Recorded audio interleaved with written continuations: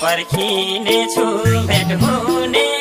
दाउमा कसैले नि नदेख्ने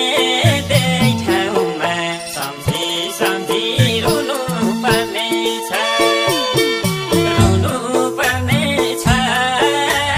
छिट्टै भेट्न आउने नि मायालु नत्र बिछोड हुनु पर्ने छ भेट